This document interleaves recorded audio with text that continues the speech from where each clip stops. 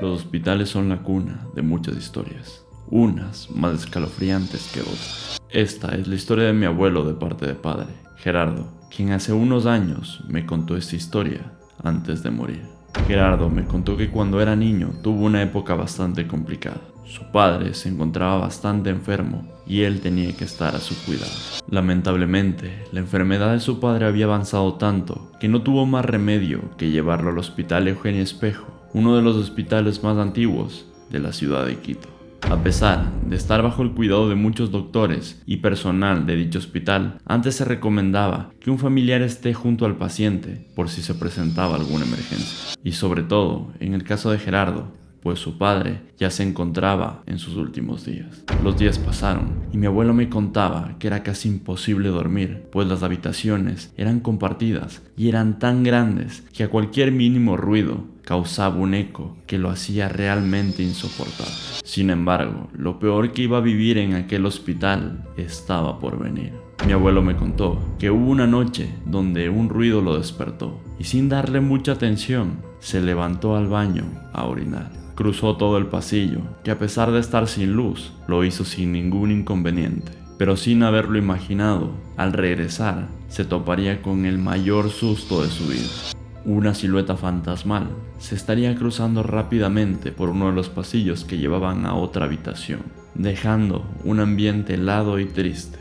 Gerardo, rápidamente, tratando de no hacer mucho ruido, llegó a la silla en la que dormía junto a la cama de su padre, el cual, para su sorpresa, se encontraba despierto. Y al ver el miedo reflejado en el rostro de Gerardo, le preguntó: «Hijo, ¿qué pasó?». Y Gerardo, tratando de calmarse, le respondió: «Acabo de ver un fantasma.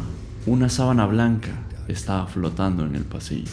Su padre, sorprendido, trató de calmarlo, buscando una explicación más lógica. Fue ahí donde le dijo que quizás se trataba de un loco, pues el piso de psiquiatría se encontraba muy cerca y a esas personas les ponían ese tipo de sábanas en el cuerpo, y quizás sencillamente un loco se les había escapado aquella noche.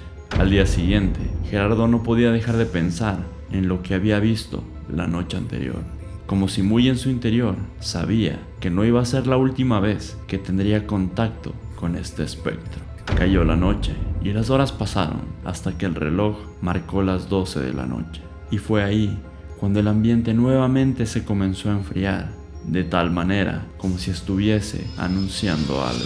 Gerardo, atento a lo que podía suceder, clavó su mirada a la entrada de la habitación. Y fue ahí donde aquel espectro de túnica blanca se dirigió rápidamente a la cama de al frente de la de su padre, para luego esconderse debajo de la misma. Gerardo, sin poder hacer mucho, regresó la mirada hacia la cama de su padre, quien nuevamente se encontraba despierto y sorprendido por lo que acaba de ver. Le dijo: «¿Viste eso? Un loco se acaba de meter bajo la cama». Inmediatamente, Gerardo se levantó y fue a pedir ayuda al personal del hospital. Pero al regresar con los enfermeros, se llevó una gran sorpresa, ya que prendieron todas las luces de la habitación y revisaron las camas una por una y no encontraron a nadie.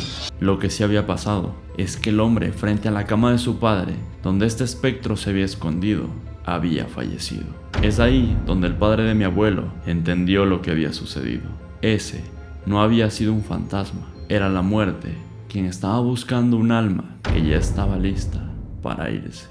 Recuerda que todas nuestras historias son basadas en hechos reales, así que puedes enviarnos tu historia a nuestro Instagram o TikTok. Esto fue La Última Cerveza, que esperemos que no sea la última.